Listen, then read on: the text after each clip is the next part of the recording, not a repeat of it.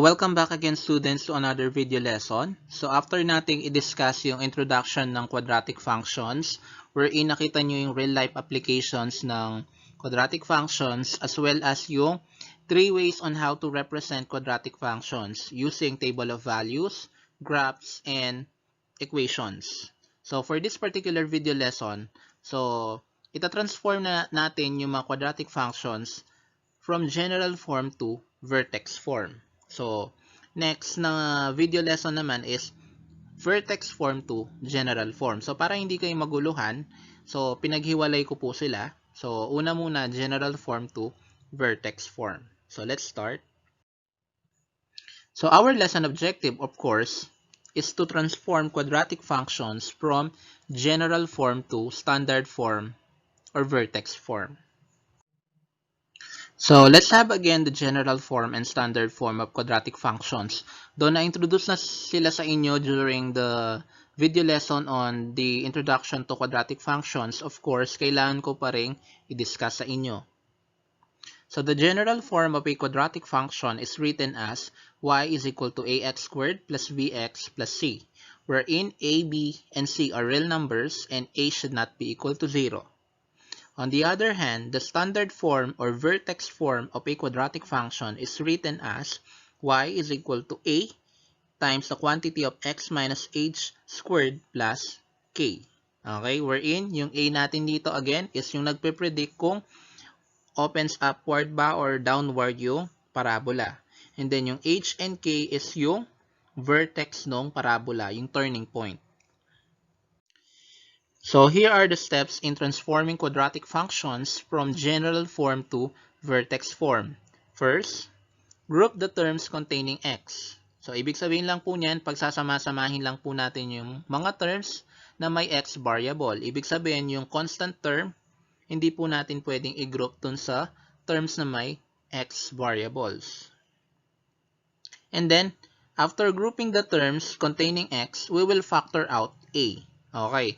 So, kung yung numerical coefficient ng ax squared is not equal to 1, so kailangan po natin yung i-factor. Okay, using common monomial factor. So, kung equal to 1 naman siya, kaya lang negative yung numerical coefficient na x squared, kailangan nating i-factor out yung negative. And then, complete the expression in the parentheses to make it a perfect square trinomial by adding a constant term. Then, subtract the same value from the constant term.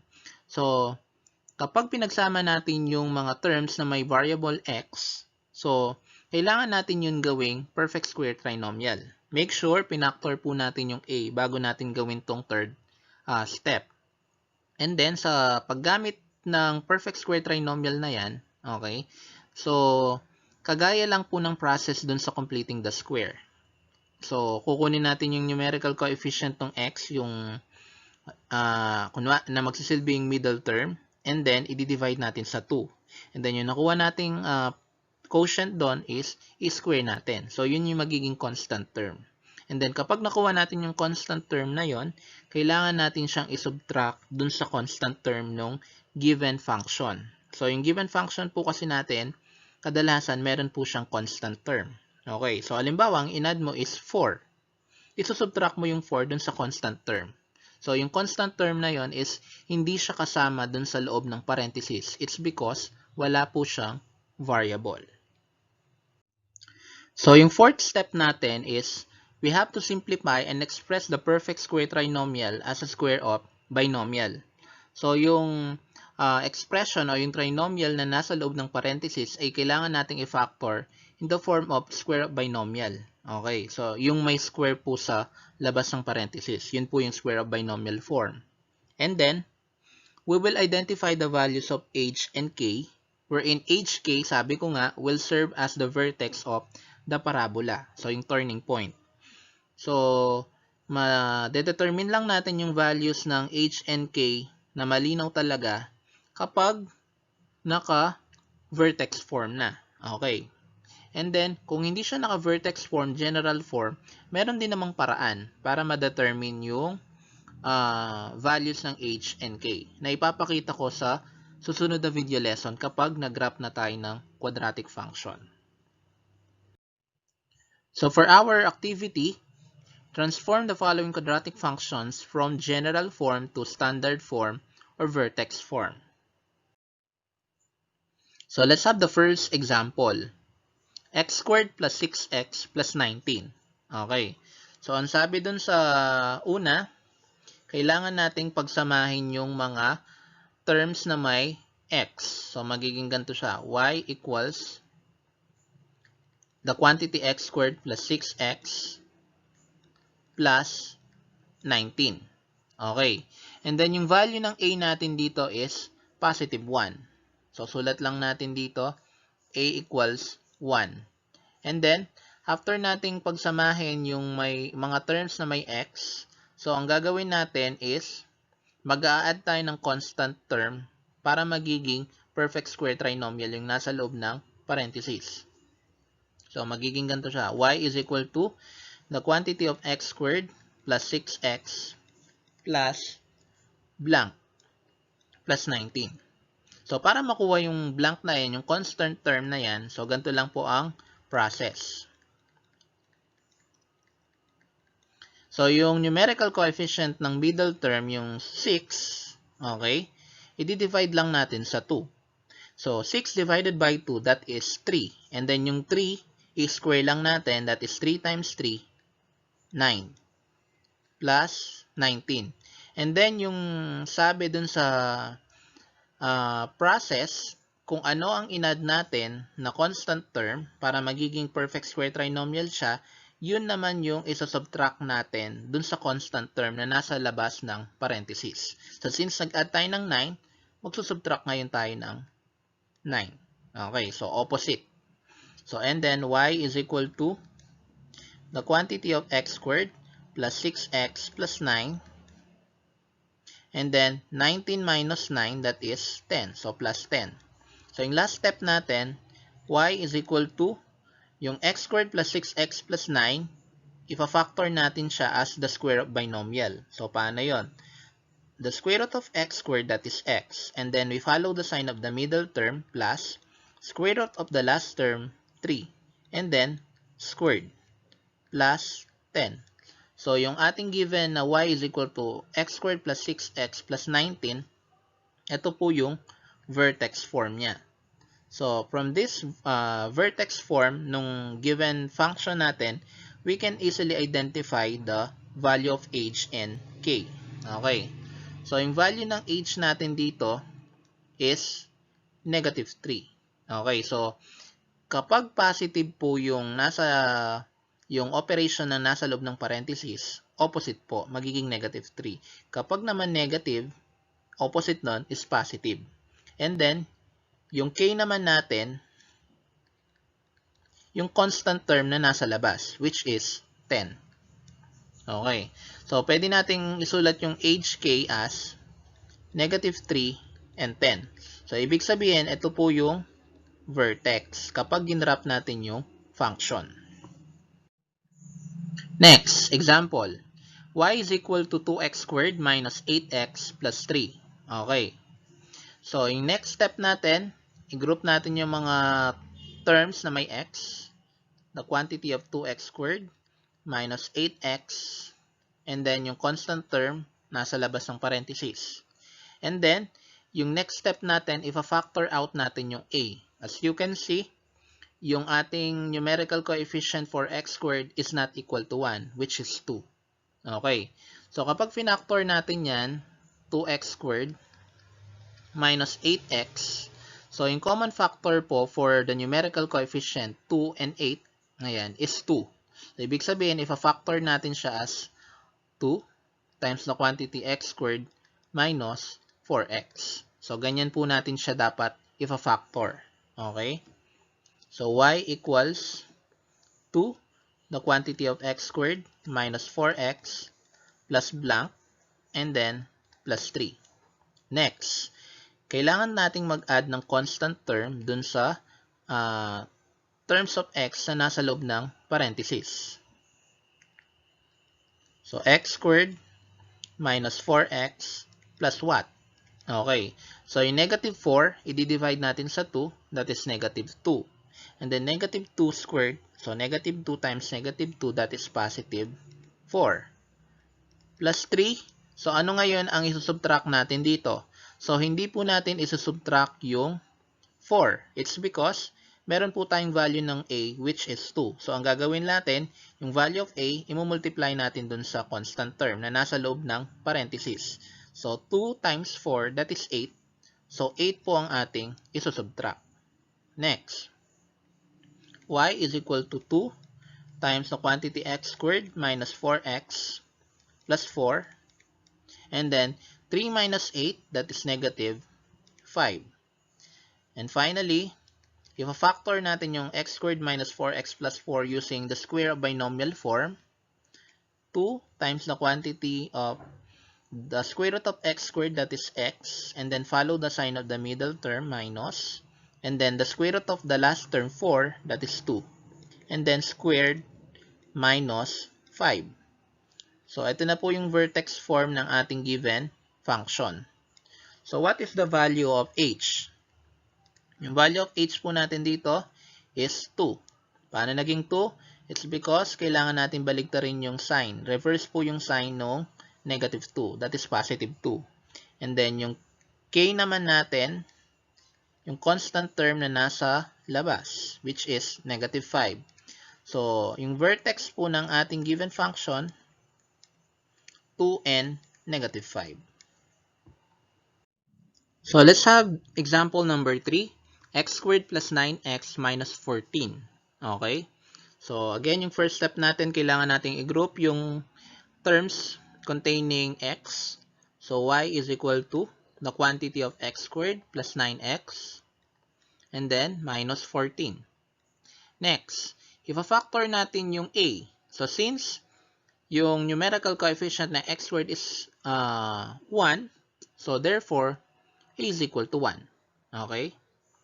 And then, kailangan natin gawing perfect square trinomial yung nasa loob ng parenthesis. So, sulat lang muna natin the quantity of x squared plus 9x plus blank and then minus 14. Next, y is equal to the quantity of x squared plus 9x plus what? Okay. So, yung numerical coefficient ng middle term which is 9, i-divide natin sa 2. So, 9 divided by 2, so magiging 9 over 2. And then 9 over 2 squared, that is 81 over 4. Sir, paano po naging 81 over 4? So, 9 squared, that is 81, yung numerator. And then, yung denominator na 2, squared natin, 4. And then, minus 14. So, since 81 over 4 ang inad natin, so, isasubtract natin is 81 over 4. Next, y equals the quantity of x squared plus 9x plus 81 over 4 minus, ayan. So, kailangan nating isubtract yung negative 14 tsaka negative 81 over 4.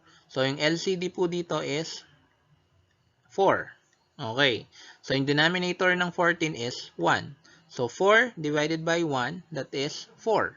Times negative 14, ang sagot is negative 56.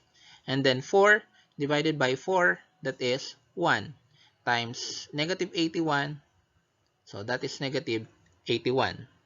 So, i-rewrite lang natin dito, y equals, yung x squared plus 9x plus 81 over 4, ito transform natin siya sa square of binomial form. So, the square root of x squared, that is x, follow the sign of the middle term, plus, and then the square root of 81 over 4 is 9 over 2 squared. And then, negative 56 minus 81 is negative 137 over 4. Okay, as you can see, yung values ng h and k natin ngayon is improper fractions. Okay.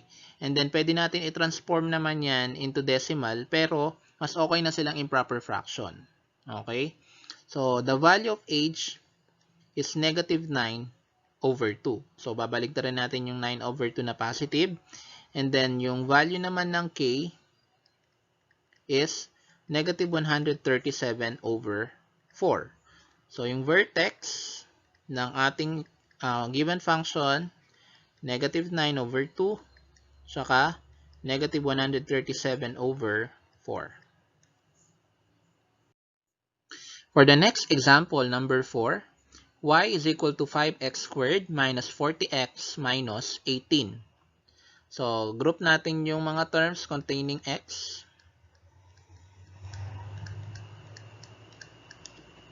Okay? And then, i-factor out natin yung a.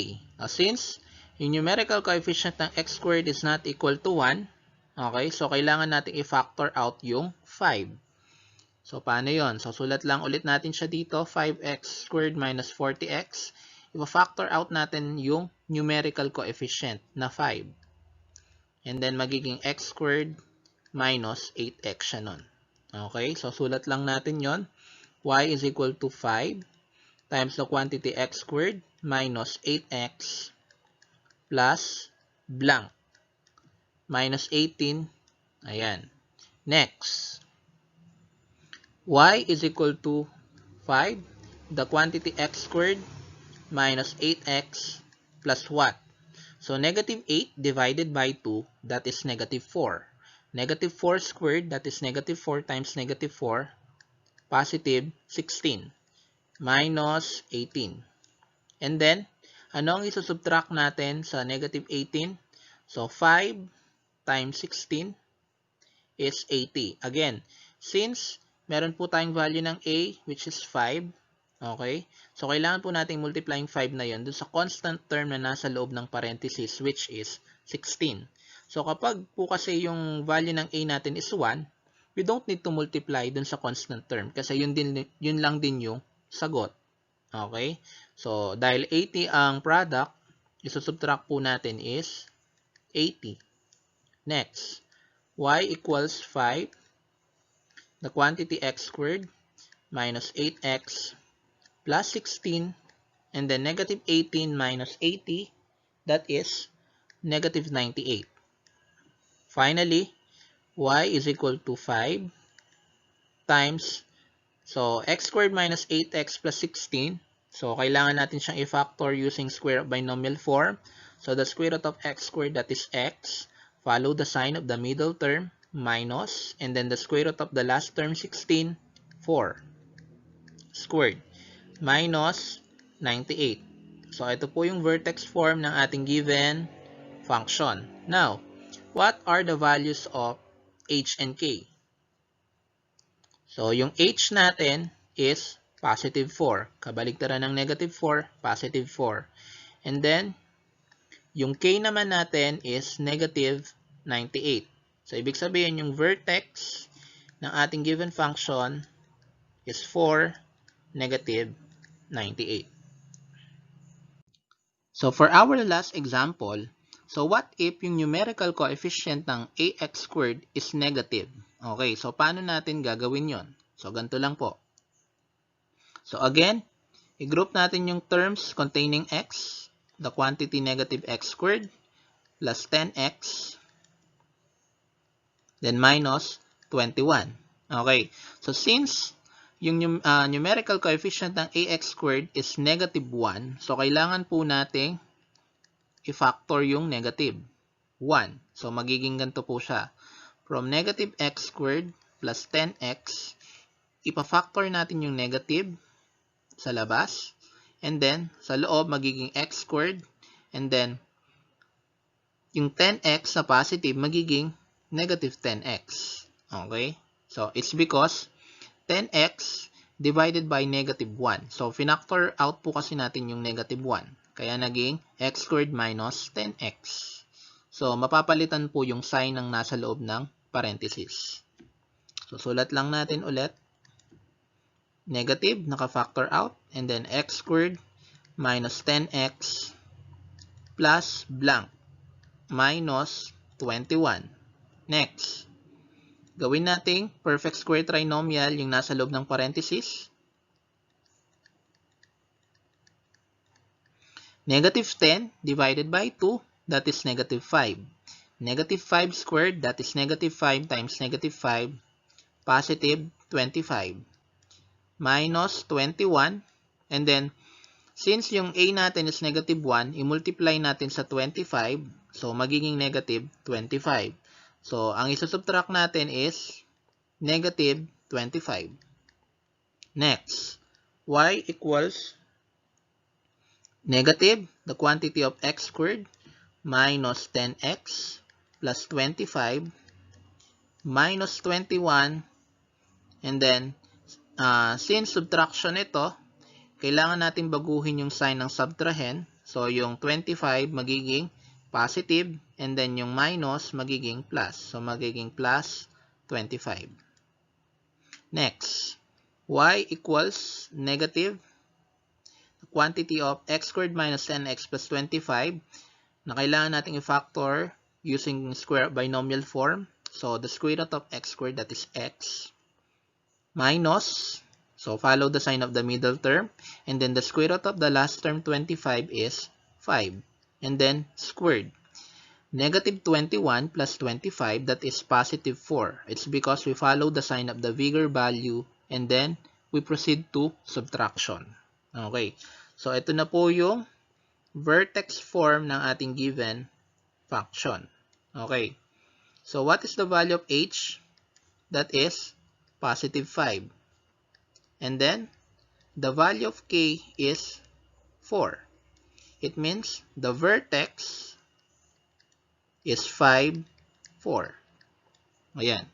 So, ganyan lang po ang sekreto kapag yung numerical coefficient ng ax squared is negative. So, kailangan po natin i-factor out yon. And then, automatically, yung sign ng mga terms na nasa loob ng parenthesis ay mababago. So, our next lesson, of course, we will transform quadratic functions from standard form or vertex form to general form. So, yung kabaligtaran naman po ang ating susunod na video lesson. So, yun lang. Maraming salamat.